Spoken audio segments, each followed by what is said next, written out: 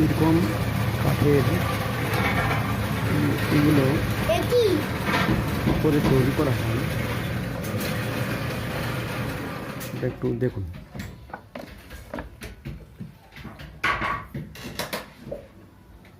প্রথমে কিছু তক্তা বা গাছের পাতা রোদ্রে শুকিয়ে নেওয়ার পর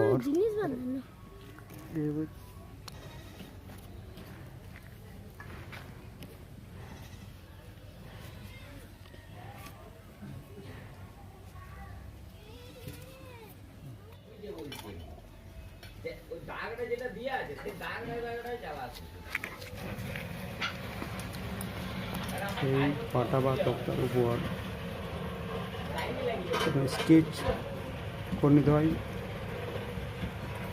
স্কেচ করে নেয়, তারপর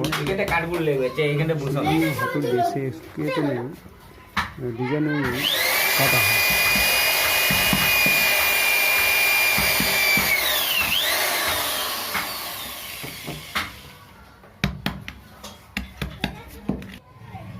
কাটা হয়ে যাওয়ার পর সেগুলো আবার এমডি পেপার দিয়ে পালিশ করা হয়।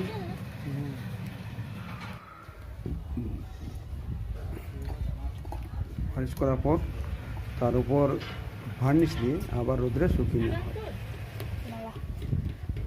এভাবেই তৈরি করা হয় এই মূর্তিগুলো। Thank you.